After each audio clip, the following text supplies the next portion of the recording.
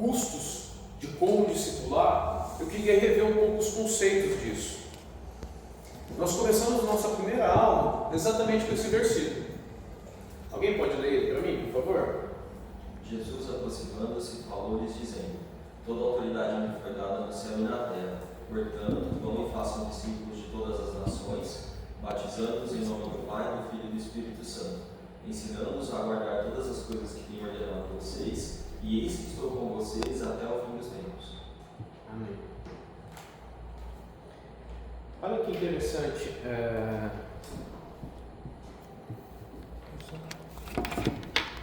Olha que interessante esse versículo. Jesus, prestes a ser assunto ao céu, ele chama os discípulos dele e ele dá uma ordem. Primeiro ele mostra algumas coisas, que toda a autoridade foi dada a ele. Ele é o detentor de todo o poder, ele é aquele capaz de construir, destruir, fazer todas as coisas.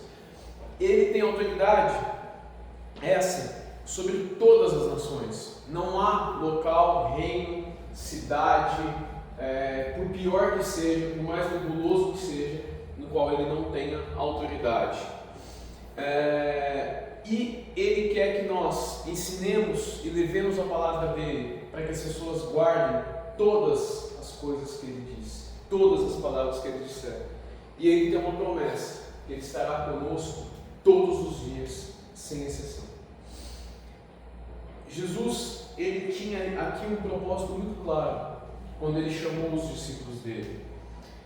Se a gente pegar nas pessoas que seguiam Jesus, a gente poderia olhar como 3 grandes círculos. Se você olhar lá em Lucas 14, Jesus chama a multidão para conversar. E ali naquele grande círculo concêntrico tinha uma multidão que seguia ele. Uma multidão difusa, em que a gente não sabe quem é quem, que a gente não sabe o que essas pessoas pensam, o que essas pessoas fazem. Existia um círculo mais próximo, que eram os discípulos. E existia um círculo mais íntimo ainda, que eram os apóstolos. O fato é que os discípulos eram pessoas das quais não podiam se esconder no meio da multidão. Porque só de você olhar para aquela pessoa, pelo jeito dela falar, pelo jeito dela agir, pelo jeito até dela se vestir, as pessoas olhariam para ele e diziam: você é discípulo de Jesus, você fala como Jesus, você anda como Jesus.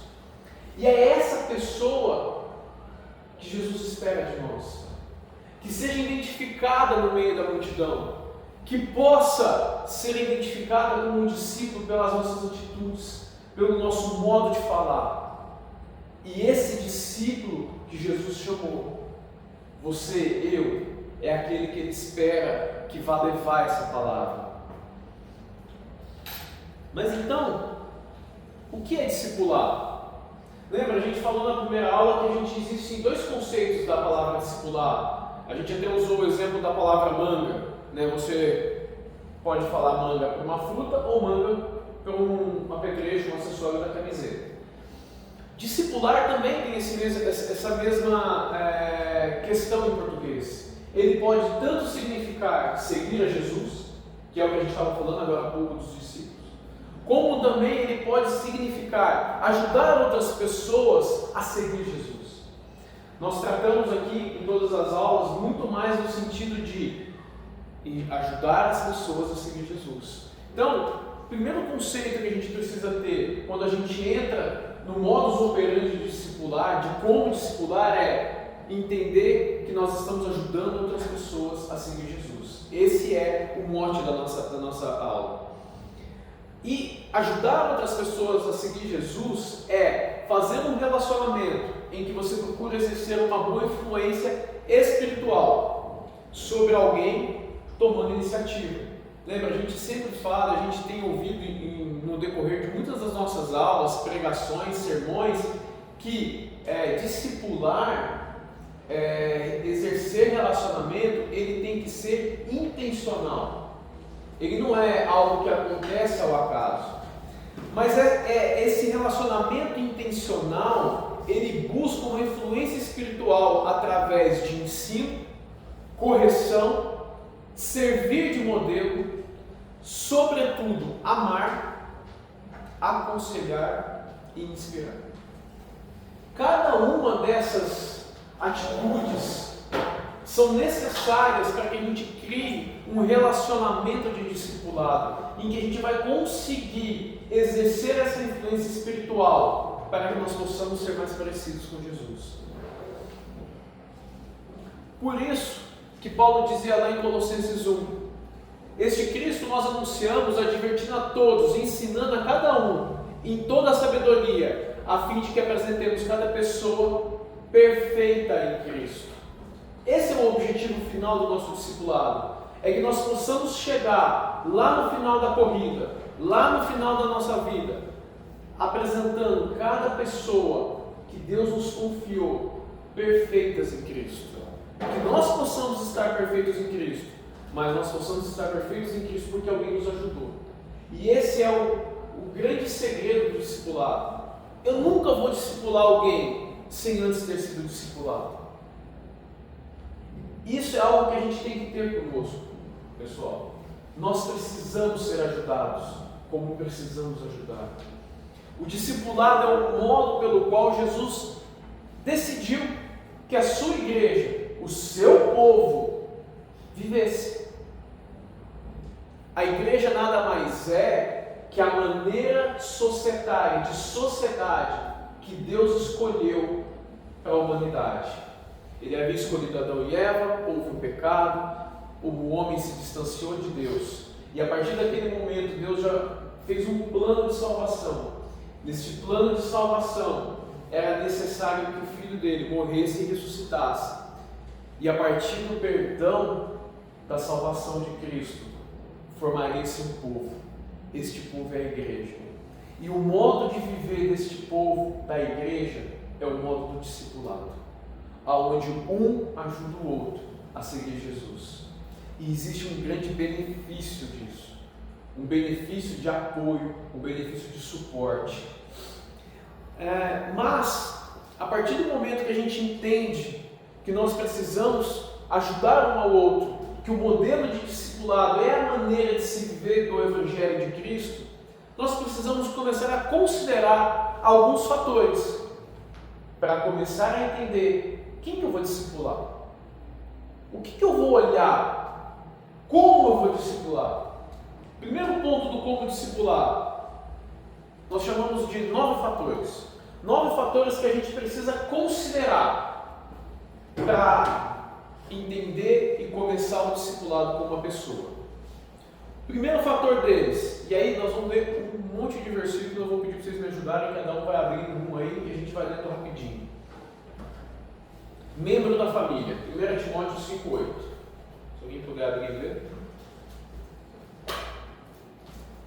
Vão ser 9 versículos no mínimo, então cada um vai poder ler bastante.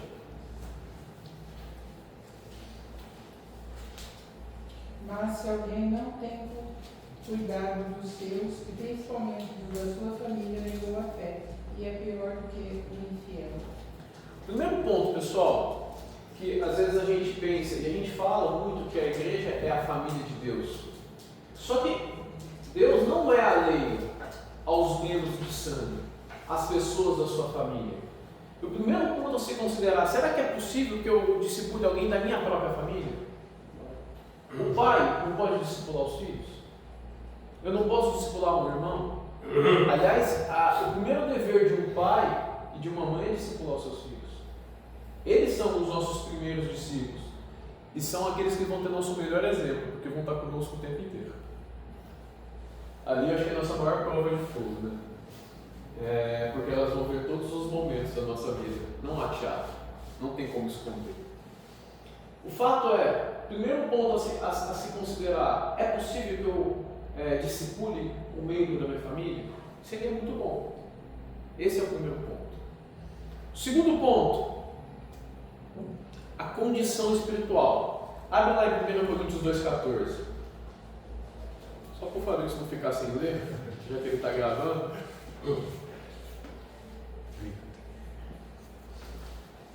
Tem que achar ali, tá no versículo que eu vou ler. 1 Coríntios 2, versículo 14. Pode ler, se alguém já achou. Ora, a pessoa natural não aceita as coisas do Espírito de Deus, porque eles são loucura, e ela não pode entendê-las porque elas se discernem espiritualmente. Ora, será que é possível eu discipular alguém que não crê? Parece óbvio, mas será que a gente não tem que pensar nisso? Para que a gente não comece a dar murros em ponto de faca? Não, eu quero discipular meu irmão, que não quer saber nada do Evangelho. Primeiro ele tem que se converter. Primeiro ele tem que passar a crer. A gente volta para Mateus 28. Exato. Por isso também para a gente servir o discipulado do evangelismo, né? Sim, Porque sem envolver a gente pode acabar com muito bem posto. Discernir o discipulado do evangelismo. Então, levar em conta a condição espiritual da pessoa é fundamental. Não só de conversão também, mas também em que momento e que fase da vida que ela está. Né? A gente sabe, todos nós aqui passamos por um momento de conversão, e a gente sabe que a partir do momento que você conhece, que você se quebra diante de Deus, é um momento muito único. E tudo que vier você está querendo aceitar e ler e absorver. Às vezes até eu lembro de um amigo que se converteu recentemente e veio conversar comigo. Cara, ele estava lendo até horóscopo achando que vinha de Deus, entendeu? Então assim, a gente tem que ter essa consideração do momento, da maturidade espiritual da pessoa, até para poder ajudá-la. O terceiro aspecto é membro da igreja. O que você quer dizer com isso, João? Abre lá em Hebreus 13, no versículo 17 e no versículo 7 e no versículo 17. Não é do 7 ao 17, tá? Lembrem-se dos seus líderes, os quais pregaram a palavra de Deus a vocês, e considerando atentamente o fim da vida deles, imitem a fé que tiveram. Obedeçam aos seus líderes e sejam submissos a eles, pois zelam pela alma de vocês, como quem deve prestar contas, que eles possam fazer isto com alegria e não gemendo. Do contrário, isso não trará proveito nenhum para vocês. Bom, aqui é Paulo mandando uma carta aos Hebreus, e ele estava falando com a igreja local sobre a liderança dessa igreja local. Percebam que existe, dentro ali da fundação da igreja primitiva, uma distinção entre igrejas, entre ministérios locais. A gente até falou no GPzão quinta-feira, da igreja universal, da igreja local.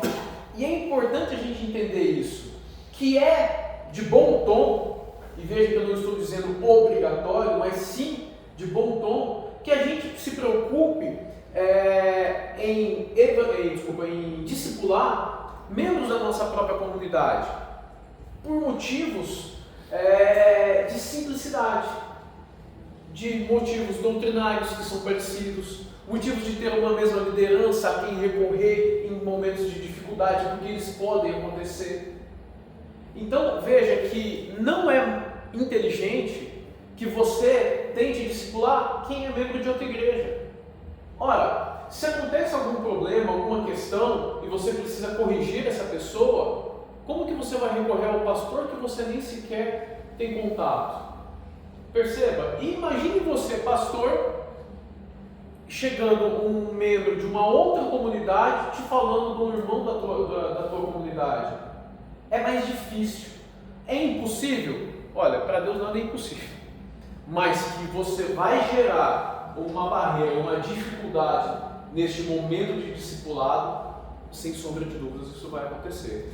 Nós somos muito mais responsáveis pelos membros da nossa congregação. Nós temos maior responsabilidade por aquele que está do nosso lado. Veja, vamos voltar ali no tópico 1. Nós não falamos que primeiro nós temos que olhar para os membros da nossa família?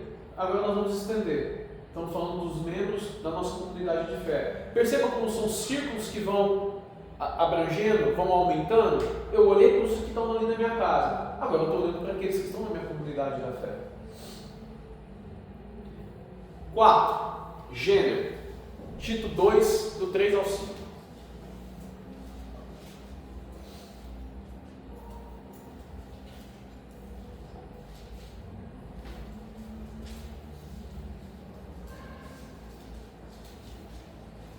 Do mesmo modo, quanto às mulheres idosas que tenham conduta reverente, não sejam caluniadoras, nem escravizadas à mão do filho, que sejam mestras do bem, a fim de instruírem as jovens recém-casadas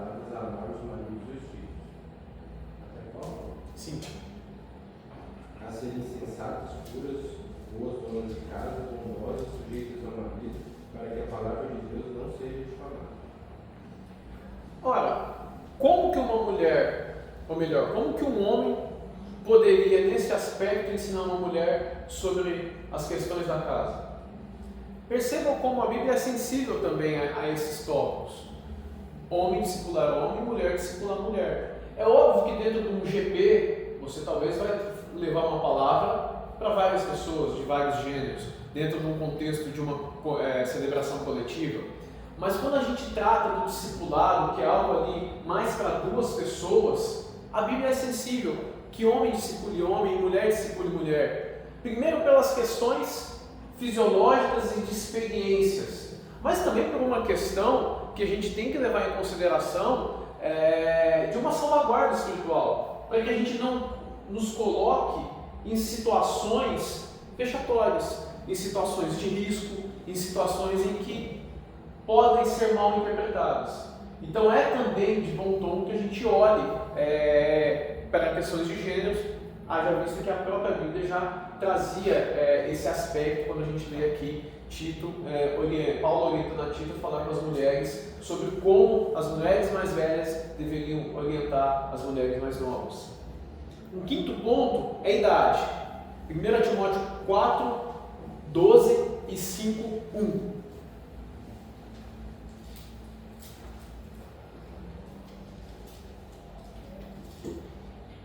Ninguém despreza a tua mocidade, mas se o exemplo dos fiéis na palavra, no trato, no amor, no espírito, na fé, na pureza. E o 5. Não repreenda asperamente os anciãos, mas amonesta-os como os pais, aos moços como os irmãos.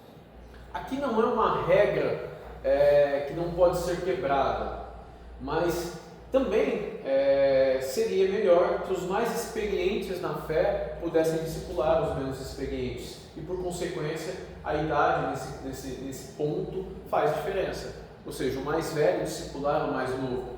Mas veja que no próprio versículo Paulo está dizendo no começo: olha, não despreze a tua mocidade. Não quer dizer que você não tem nada a aprender com o mais novo, ou que o mais novo não possa discipular o mais velho. Não é isso.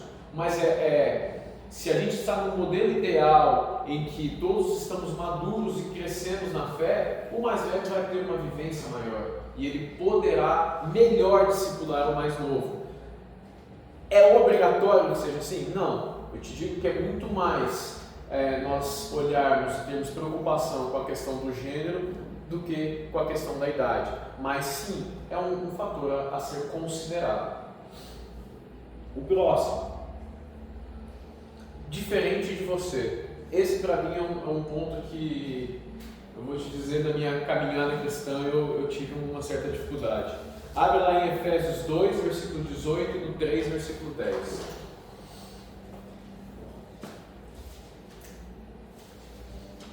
Pode ler quem achou. 2,18. Porque por meio dele ambos temos acesso ao Pai em um só Espírito. E o 3:10. E isso para que agora, pela Igreja, a multiforme sabedoria de Deus se torne conhecida dos principados e das potestades nas regiões celestiais. É muito mais fácil eu conviver com pessoa que pensa igual a mim. Vai ter as mesmas ideias, os mesmos gostos, vai falar das mesmas coisas. Mas é isso que a Bíblia nos fala. Pelo contrário, o crescimento da igreja, o fortalecimento da igreja está exatamente na diversidade. Eu tinha até dificuldade de falar essa palavra, porque de um certo modo essa palavra foi roubada aí fora para conceitos muito contrários ao que a Bíblia traz aqui. A diversidade que Deus quer que nós tenhamos, dessa multiforme sabedoria de Deus, é que nós possamos ter o que nós temos hoje, aqui, pessoas de diferentes classes, diferentes profissões, diferentes idades, diferentes etnias, e juntos possamos professar a mesma fé. Essa multiplicidade de pessoas causa uma grande revolução dentro da nossa igreja, porque nós vamos trazer vivências diferentes, nós vamos trazer meios diferentes de propagar, de se falar, de se expressar. E isso vai construir uma igreja saudável, uma igreja forte, uma igreja que consegue vivenciar os vários momentos, os vários tipos de pessoas em todos os locais em que ela estiver. Então essa multissabedoria de Deus é a capacidade que a palavra tem de trazer pessoas tão diferentes, com vivências e experiências tão diferentes. E aí a Bíblia nos traz um grande desafio para o discipulado. Por que não discipular pessoas diferentes de mim? Que vão me fazer ter que sair da minha zona de conforto e vão ter que me fazer evoluir espiritualmente. Glória a Deus por isso. Amém. Dispostas a aprender. Salmo 25:9. Guia os humildes na justiça e ensina aos mansos o seu caminho. Ora, é impossível discipular alguém que não quer aprender. Concorda? Eu lembro muito quando eu leio esse salmo daquela parábola que Jesus falava sobre lançar pérolas aos porcos. Nós não podemos lançar pérolas aos porcos. Essa palavra que a gente tem, pessoal, ela é mais preciosa do que ouro. Ela é mais preciosa do que qualquer dinheiro no mundo. Então nós temos também que valorizar aquilo que nós temos para falar para as pessoas, a palavra de Deus. As pessoas que querem ser discipuladas, elas têm que ter desejo de aprender. Oitavo, fidelidade para ensinar ao próximo. Isso nós vamos até entrar mais nesse tópico mais para frente, mas é importante a gente considerar. 2 Timóteo 2:2. E de minha parte ouviste através de muitas testemunhas, isso mesmo transmite a homens fiéis e também idôneos para instruir a outros. Para instruir a outros. Ou seja, vamos discipular pessoas para que elas discipulem pessoas.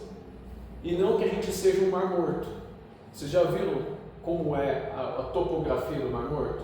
O Mar Morto ele é o ambiente que mais tem nutrientes e minerais no mundo. Só que ele é morto. Porque ele não circula. Porque ele não deixa passar esse nutriente para frente. Nós não podemos ser Mar Morto. Nós não podemos discipular para que fique restrito a um pequeno grupo ou que fique restrito a poucas pessoas. Amém? Por último, proximidade e agenda. Aqui eu não vou pedir para ler porque é a parábola do bom samaritano. Mas Deus não ignora aonde nós estamos, o que nós fazemos no nosso dia a dia. Percebam que nessa parábola do bom samaritano, como que o bom samaritano teve acesso àquela pessoa que precisava dela e o ajudou? Porque aquela pessoa estava no caminho dele. Ele vinha passando de viagem e ali tinha um homem que havia sido saqueado, espancado e estava deitado. E o bom samaritano, por estar no caminho dele, na passagem dele, ele pôde ajudá-lo. Também a gente tem que considerar isso. Não adianta eu, por exemplo, querer discipular uma pessoa nos Estados Unidos, na China. Qual é a dificuldade que nós já teremos? Nós sabemos o quanto a agenda nossa do dia a dia já é tumultuada. Se eu colocar mais uma dificuldade de distância ou de agendas muito distintas, por exemplo, eu vou tentar discipular uma pessoa que trabalha durante a noite e eu trabalho durante o dia. Vamos ter uma dificuldade imensa. Então é algo que a gente tem que considerar.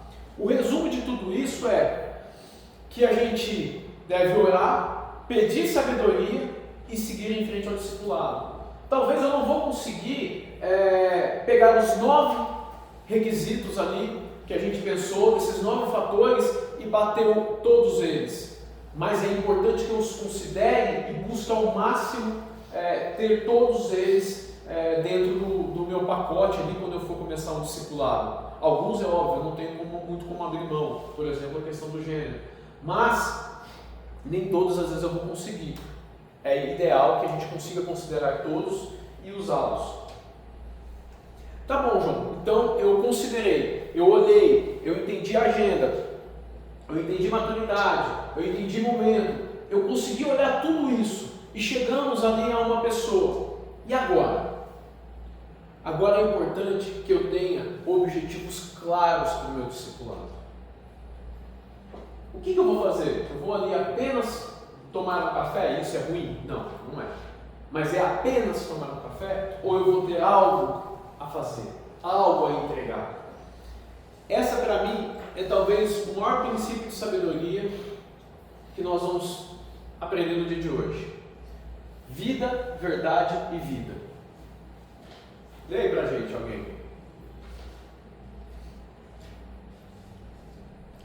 Sua vida deve atrair as pessoas a ouvi-lo. Seu ensino deve, em seguida, colaborar para a transformação dessas pessoas. A vida transformada delas deve então servir de exemplo do que você ensinou, o que por sua vez atrairá pessoas a ouvi-lo. Vida, minha vida, ela é um exemplo, que atrai pessoas a me ouvir, e com isso eu as ensino. E aí a vida delas passa a ser um exemplo, e vai atrair pessoas a ouvi-lo. Vida, verdade, vida. O primeiro ponto que a gente extrai disso é que o foco é a palavra de Deus. Mas não tem como eu viver a palavra de Deus se eu não a conhecer. Por isso que discipulado é maravilhoso. Porque não tem como eu discipular se eu não tivesse sido discipulado antes. Não tem como eu ensinar alguém o caminho de seguir Jesus se eu não souber, em partes pelo menos, esse caminho. Então, o foco disso tudo é a palavra de Deus. Palavra é essa que eu preciso obedecer, mas eu só obedeço aquilo que eu sei. O segundo ponto é que esta palavra gere transformação de vida. Pérola aos porcos. Eu preciso gerar palavras que vão cair em terra fértil, e essa terra vai produzir frutos de transformação, frutos de libertação, frutos de renovo. Mas não é, em hipótese nenhuma, uma prestação de contas. Eu não estou ali para fazer um cheque na vida do Ferdinando. Está orando? Quantas vezes por dia? Quanto tempo você ora? Não é isso. É a palavra que vai entrar e o Espírito que vai fazer ela frutificar e sim gerar transformação de vida. Tendo em vista esses objetivos claros, essa transformação de vida, ela tem que ajudar com que as pessoas vivam melhor. Alguém pode ler para mim, por favor? Grande parte do ato de discipular consiste em fazer o que se faz sempre, mas trazendo pessoas para junto de si e mantendo conversas significativas, como Jesus fez. E quando você convidar as pessoas para participar de sua vida, seja transparente. Fachadas não surtem o efeito desejado. Convide as pessoas para aprender com seus erros. Algumas pérolas de sabedoria a gente tem que extrair daqui. Primeiro, não é só ter entendimento, mas é viver melhor. A minha filha, quando ela não quer, se ela ver esse vídeo, ela vai ficar muito brava comigo. Você não pode falar para ela, né? A minha filha, quando ela não quer estudar uma matéria, ela olha para mim e fala assim: papai, para que eu estou aprendendo geografia? Eu não vou usar nada disso na minha vida. O duro é você explicar para ela que vai usar, né? Ou concordar, né? Concordar não pode. Pessoal, é o mesmo princípio para nós. Não é buscar conhecimento e entendimento apenas, mas é buscar conhecimento e entendimento que seja prático, que me faça viver melhor, que me faça levar a outra pessoa a viver melhor. Esse é o primeiro ponto. O segundo ponto é: esse entendimento, ele só vai me ajudar a viver melhor e levar pessoas a viver melhor se eu me relacionar. De um pedestal a passar conhecimento, eu não ajudo a pessoa a viver melhor. É relacionar. E discipulado tem muito mais a ver com o dia a dia, com fazer um café junto, ir às compras junto, bater papo. É viver o dia a dia. É conhecer um ao outro. Uma coisa que eu acho fantástica é a pessoa que você está começando a discipular ou que você se relaciona. Você sabe como ela conheceu Jesus? Você sabe qual é a experiência que ela teve com Jesus Cristo? Você sabe como é a família dela, a origem dela, profissão? Sabe, perguntas que vão te fazer conhecer um ao outro, que vai criar intimidade um com o outro e vai abrir as portas para o discipulado. E é tratar de viver essa vida junto, sem máscaras. Vou te contar um segredo. os seus defeitos e as suas dificuldades ajudam as pessoas a esquecerem. Porque é na fraqueza que Deus mostra o poder dele. Quando Paulo fala tudo posso naquele que me fortalece, não é que eu sou um super crente, mas é que na minha fraqueza Deus aperfeiçoa o poder dele. Então ser transparente com a sua vida é poderoso para o discipulado. É poderoso para nós construirmos uma igreja sadia. É para nós construirmos um povo que Deus opera o poder dele. Ser claros e ser transparentes. E aí Paulo fala algo que para mim é de grande valia. Irmãos, sejam meus imitadores e observem os que vivem segundo o exemplo que temos dado a vocês. Isso traz para nós algo muito importante. Se eu quero que alguém me imite, eu preciso estar também bem claro se as minhas atitudes estão corretas, se as minhas atitudes estão dentro do padrão do Evangelho. E aí tem um outro versículo que Paulo fala: sejam meus imitadores, como eu sou de Cristo. Amém? Bom, eu considerei aqueles fatores, eu tenho um objetivo muito claro do que fazer, já entendi o que é esse objetivo, o que eu tenho que fazer, mas eu tenho algo para dizer para vocês. Pague o preço. Há um preço? Há um preço. Não tem como você construir uma casa sem comprar tijolos, sem contratar um pedreiro. Não tem como você ter um carro sem mantê-lo. Não tem como você ter uma vida de discipulado sem pagar o preço do discipulado. O que é esse preço? Ele tem a ver aí com 4 tópicos: tempo, estudo, oração e amor. Esse é o preço do discipulado. É o seu tempo. É estudo, porque não tem como você ensinar algo que você não conhece. É oração, que é você se dedicar a outra pessoa, pedindo a Deus por ela. E amor, porque sem amor nada disso vale. E propositadamente eu deixei o amor por último, que nós vamos falar bastante dele. Tempo. Ser transparente e honesto no relacionamento o ajudará a fazer valer a pena. Pessoal, eu tomar um café de 1 hora com o Ferdinando, com o João, seja lá com quem for, vai tirar 1 hora do meu dia. Aí eu faço essa pergunta: você concorda que ela precisa valer a pena? Vou fazer uma continha para vocês. O dia tem 24 horas. Em média, uma pessoa saudável vai dormir 8 horas por dia.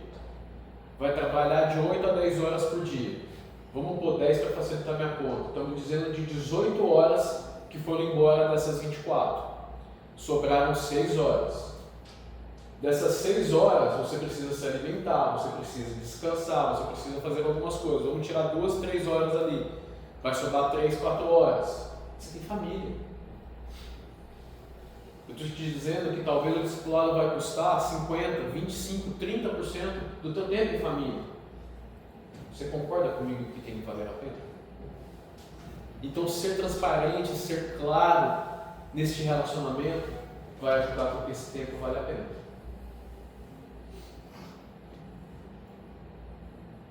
Estudo.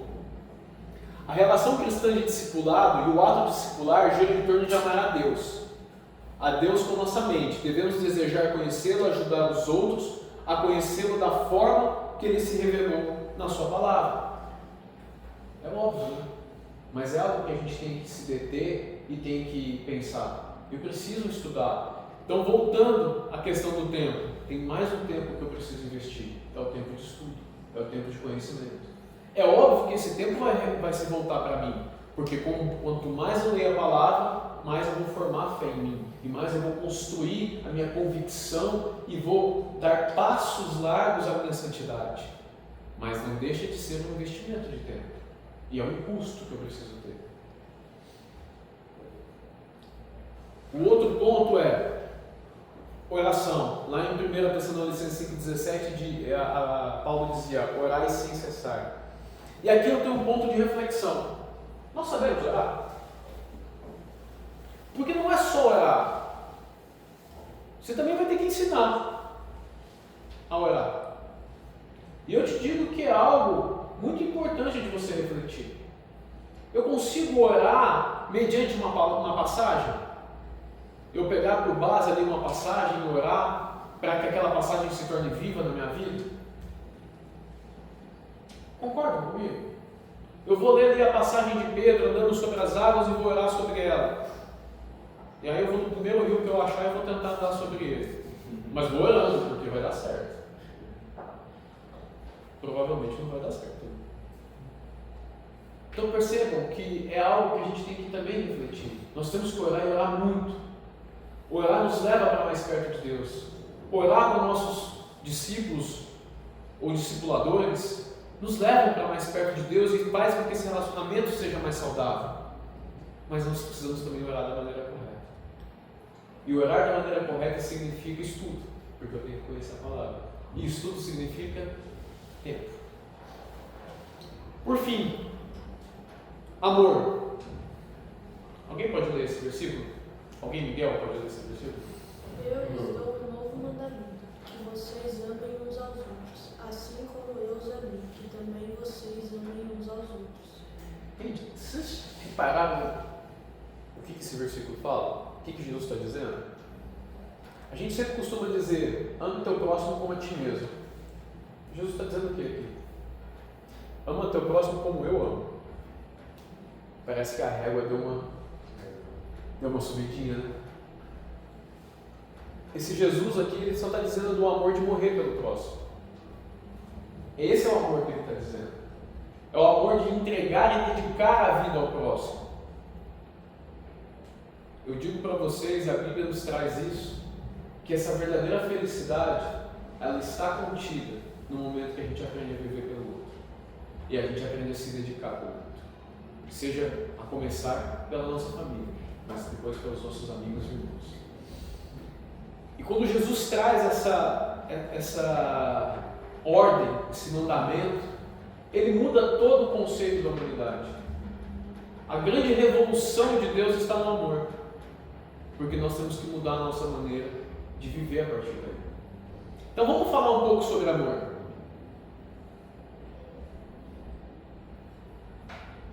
Primeiro ponto, o amor, ele nos dá a capacidade de dar início a um relacionamento de discipulado. Porque existe o risco da rejeição. Sai pra lá, cara. Não quero saber disso não. O amor nos dá essa coragem de dar um passo à frente e começar a buscar um alvo. Mas o amor também,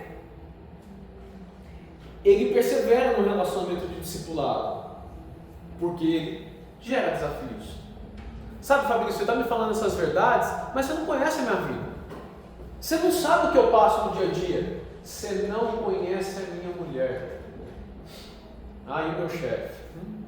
Você não conhece o meu chefe. É um crapo. Ah, meu filho. Ah, meu pai. O discipulado, ele traz muitos desafios. Se tem uma coisa que eu sei é que nós, como seres humanos, somos complicados. E conseguimos achar complicações aonde não tem. O livro lá que a gente falou no GPzão, ele traz um parágrafo que eu achei fantástico. Existem vários problemas, mais ou menos assim, para a unidade da igreja. O maior deles somos nós mesmos.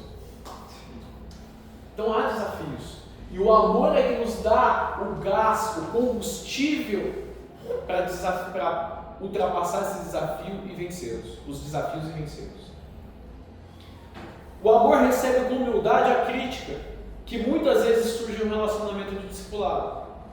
Lá em Provérbios 27:6 diz assim: leais são as feridas feitas pelo que ama, porém os beijos de quem odeia são enganosos. Às vezes palavras sinceras doem. E aqui ela serve tanto para um quanto para outro, tanto para discípulo como para discipulador. Porque às vezes a palavra do discipulador vai doer no discípulo. A palavra de correção nem sempre é agradável. Como também o discipulado, ele pode o discípulo, desculpa, ele pode dizer para o discipulador palavras que vão doer. E às vezes palavras reais, críticas sinceras. E a Bíblia é muito maravilhosa nesse aspecto ao dizer isso, que leais são as feridas feitas pelo que ama. O mundão costuma dizer que o amigo de verdade fala aquilo que dói, não aquilo que agrada, né? Só que você percebe que isso é um princípio bíblico, de dizer aquilo que realmente precisa ser dito, e não só palavras bonitas. O amor também, ele se doa humildemente em um relacionamento de discipulado. Ele valoriza o outro. A humildade, ela é uma característica intrínseca do amor. Às vezes, no papel de discipulador, nós podemos ter a tendência, como seres humanos, de nos sentirmos superiores ao nosso discípulo e esquecermos que nós também precisamos e somos discipulados constantemente. O pedestal, ele só serve para o palestrante. Para o discipulado, ele não serve. E nós temos que entender que eu, sendo discipulador, sou pecador e defeituoso, tal qual aquele que eu estou discipulando. Eu, como discípulo, tenho que entender que aquele que está me discipulando está sujeito a erros e é pecador e defeituoso, tal como eu. E isso é fundamental para um relacionamento de discipulado. E o amor traz consigo essa característica única e fundamental. O amor nos permite encerrar o relacionamento de discipulado. Afinal de contas, não somos eternamente necessários. Esse é Deus. Eternamente necessário, só existe um: Jesus Cristo, o Todo-Poderoso. Nós temos que ter e poder reconhecer que aquela pessoa chegou num ponto que não precisa mais de mim, que eu não sou mais necessário. E ótimo, significa que o trabalho foi muito bem feito e que eu posso partir para uma próxima e que eu tenho mais gente para trazer a beleza, a vida do Evangelho. Eu preciso ter essa humildade. Eu não sou eternamente necessário. Eu não posso criar pessoas dependentes de mim, porque eu não sou nada. Quem é aquele que nos salvou, Jesus Cristo. Um relacionamento de discipulado saudável leva a um momento de fim, porque a pessoa vai chegar à maturidade. Essa frase eu tirei lá do livro. Você lembra a gente aí, Dani? Richard Sibbes escreveu certa vez: um dia prestaremos contas a Deus, não só pelos sermões que ouvimos, mas pelos exemplos das pessoas entre as quais vivemos. Peraí. Então, nós vamos ser cobrados por Deus, não pelos sermões que nós ouvimos, mas pela média das pessoas que nós vivemos, ou seja, pelas atitudes que nós, como comunidade, temos. Aí ele explica um pouco mais. Será que hoje, em nossas igrejas evangélicas, temos sobretudo oferecido palavras boas, verdadeiras, necessárias, e contudo palavras que sejam por si sós incompletas, sem a vida que explica e demonstra o significado delas?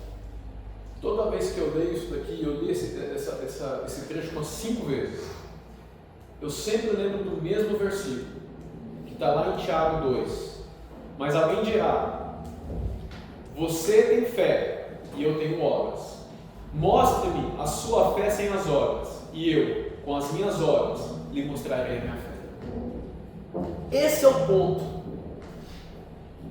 O que ele traz aqui é exatamente isso. Será que a nossa igreja ela dá a palavra que vai me fazer gerar atitudes que vão demonstrar a vida da palavra?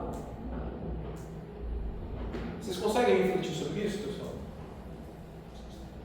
Nós vamos ser cobrados por Deus pela média das pessoas que estão ao nosso redor. Nós vamos ser cobrados por Deus, não se eu sei muito a Bíblia, mas o quanto do que eu sei eu pus em prática. E do quanto que eu consegui com que os meus amigos, meus irmãos colocassem em prática essa palavra.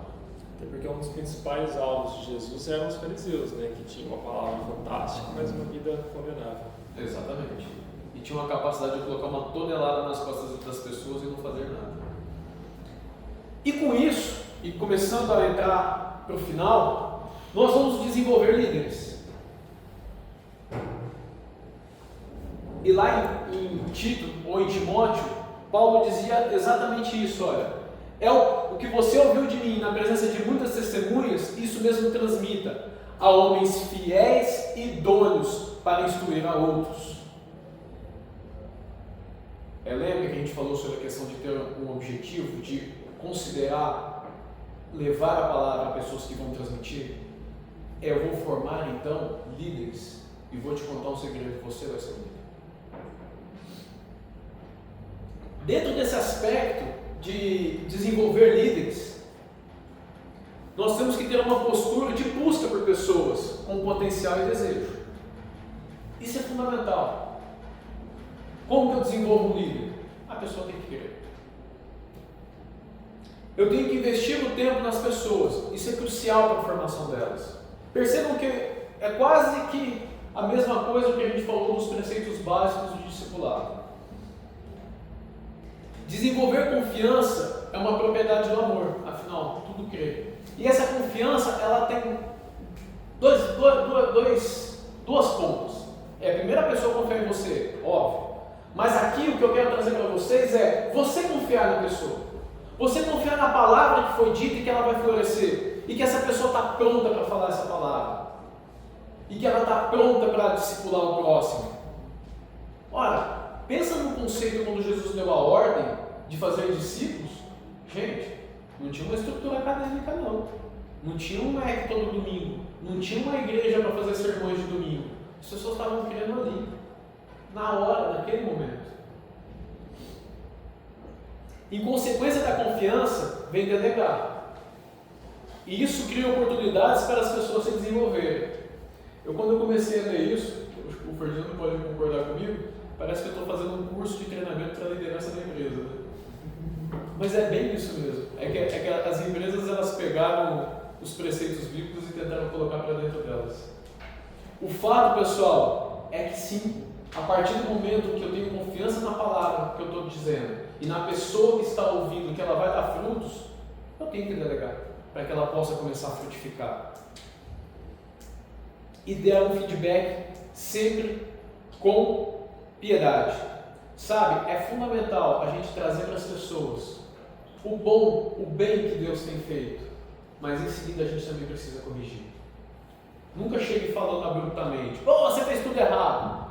Não, traga com amor, glória a Deus porque você foi, mas você também pode fazer isso melhor. E aí a gente precisa estimular a autoridade piedosa. Está lá em 2 Samuel 23, versículo 3 e 4, não precisa abrir, mas é Deus falando sobre a beleza, a graça de um rei que comanda segundo a justiça de Deus. E a consequência desse reinado para o povo. Então também estimular essa autoridade piedosa debaixo da justiça de Deus. Uma coisa fundamental, eu esqueci de falar, de estimular a autoridade, é que estimular a autoridade pressupõe correção. Sabe qual é a mentira que Satanás contou a Adão e Eva? Qual é a mentira que Satanás contou a Adão e Eva? Vá que vocês não viram vezes. Certamente não morrerás. Certamente não morrerás. Certamente não morrerás. O que isso quer dizer por trás? Que eles não iam morrer naquela hora lá, assim, morreu o corpo deles. Sim, é isso, você está certo, mas qual é o ensinamento por trás disso? Eles seriam igual a Deus. Que Satanás está dizendo para Adão é que o não é falta de amor. Porque Deus disse para eles, não vai comer. E a gente tem a armadilha do diabo de entender que não é falta de amor. Quando nós falamos não para os nossos filhos, o que nós estamos fazendo exatamente? Amando eles. Mas é assim que eles sempre recebem? É assim que eles sempre recebem? Não é, né? Você nunca recebeu o não dos seus pais? Você gostou? Essa é a grande mentira que Satanás disse para Adão e Eva. O não é falta de amor. E o não, ele é exatamente amor. Muitas Isso vezes. que a cultura prega atualmente. Exatamente. Então, estimular a autoridade é também entender que muitas vezes nós vamos ter que dizer não. Clareza é fundamental. E aqui é um ponto que a gente tem que ter bem claro. As nossas doutrinas, as verdades absolutas do Evangelho, elas têm que ser ditas e têm que ser o ponto basal, o ponto norteador das nossas conversas e da nossa vida. Humildade é a base para todos os tópicos que nós dissemos acima. Em geral, a humildade nos leva a falar quando devemos falar e a ficar quietos quando devemos ficar quietos. Ela nos permite ser ao mesmo tempo um coração mole e um casca grossa, porque há muitos momentos da vida em que a gente vai ter que chorar com os que choram, abraçar aqueles que precisam de um abraço, e muitas vezes nós vamos ter que ser forte para corrigir, forte para ir à frente. A humildade, que é uma característica do amor, ela é capaz de nos dar essa sabedoria. Amém? Amém. E aí nós voltamos lá em Colossenses 1. Este Cristo nós nos anunciamos, advertindo a todos, ensinando a cada um, em toda a sabedoria, a fim de que apresentemos cada pessoa perfeita em Cristo. É para esse fim que eu me empenho, esforçando-me o mais possível, segundo o poder de Cristo, que opera poderosamente em mim. Não sei se vocês lembram, na primeira aula eu falei muito sobre se esforçando, que ele, na tradução grega, chega a ser até angustiar-se, de tão entregue que ele está a esse propósito. Angustiar-se, entregar realmente com dores para que isso se desenvolva. E por fim, eu queria deixar algo para vocês, que nós só conseguimos realmente ser cristãos se a gente entender isso daqui. O cristianismo não é a religião do lobo solitário, não é para o autossuficiente, ele é a religião dos discípulos de Cristo, que ora discipulam, ora são discipulados e ao mesmo tempo fazem isso. Seguidores que criam outras pessoas a chegar até Jesus Cristo. Que a gente possa ser assim, que a gente possa ser discípulos de Jesus, guiando outras pessoas a seguir Jesus Cristo. Amém? Amém. Que essa seja o nosso princípio norteador. Só para terminar, eu fiz as 3 perguntas, espero ter respondido elas com a aula. A única que eu vi que gerou mais de uma resposta foi a primeira, e a minha ideia era trazer a urgência do discipular. Não é uma agenda semanal que vai criar relacionamento, é a gente ter o entendimento que quanto antes nós começarmos, mais perto de Cristo nós estaremos. Que esse seja a base do nosso discipulado, nos relacionar para chegarmos mais perto de Jesus. Amém? Próxima aula, próximo tema, a partir de 27 de abril, nós vamos falar de Tito. Por favor, quando eu não tinha ninguém aqui, se vocês puderem assinar a listinha de presença, antes de vocês saírem.